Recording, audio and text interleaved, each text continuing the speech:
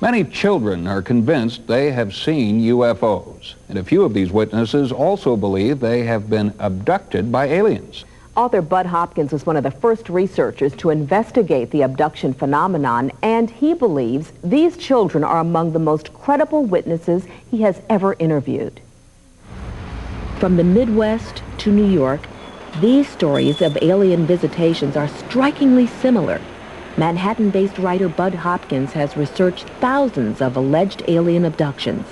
What has emerged through many, many cases is the idea that the aliens are essentially trying to create a hybrid mix of themselves and ourselves. They're interested in our DNA, our genetic makeup, and beyond that, they're interested in our personalities, our affection for our children, our love for one another, a whole kind of range of what we think of almost the most human characteristics we have emotionally.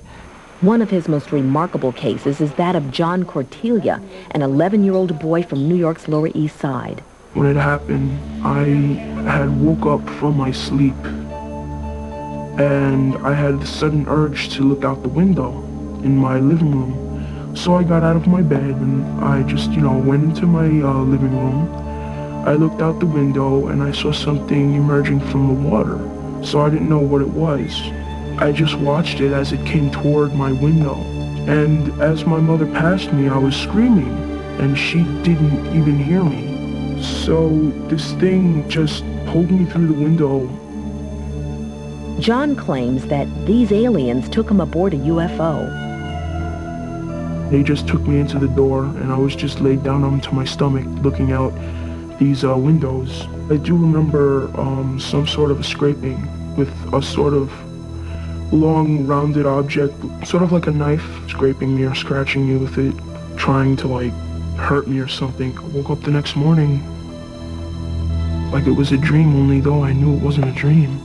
Skeptics claim that abduction stories are the product of a child's active imagination, but Bud Hopkins has developed an elaborate system of tests to prove these skeptics wrong. I developed the Hopkins image recognition test a number of years ago because I felt that a projective test based on simple images and checking the child's response would be a very viable way of looking into their experiences.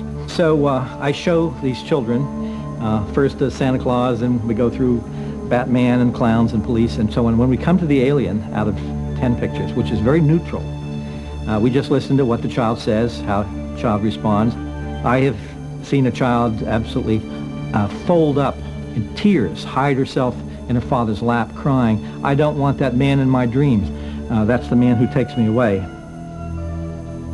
Fortunately, these traumatized and bewildered families have the support of concerned experts.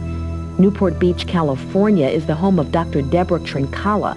She specializes in the counseling of alien abductees.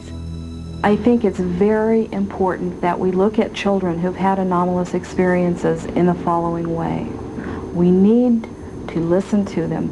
We need to understand that from their world, they don't have a handle on what's happened. They need to have a sense of control over their lives to the degree that they can handle that. That's part of their development. And so we have to be attentive to that need. If these encounters are the results of some bizarre alien experiment, why are our children being targeted? And when these children grow up, how will the experiment be concluded? All we and they can do is wait. Now, Sandra, you'll have to admit that most children have pretty active imaginations, and you put that together with all the TV they watch. John, that may be true to some degree, but it's wrong to assume that children would go out of their way to make these kinds of stories up. In fact, joining us tonight are 3 cases in point. They are members of the UFO Investigators and Other Strange Phenomenon Club, all the way from Virginia. They are Wesley Frank, Jonathan Pine, and Kevin Trobaugh. Welcome. Now, you just saw a story. Those children sighted a UFO, told their friends at school, and were ridiculed. They were laughed at. Do you guys believe in UFOs? Oh, yeah. If you do see a UFO, what do you do as investigators? We ask people of that area where we saw it if they saw the same thing. What do you say to kids who say, "Oh, you're making it all up"? Kevin? Well, maybe they don't believe in UFOs, but we do, and we think we saw one. So, we tell them, and if they don't believe us, they don't believe us. Right. What about you, Wesley?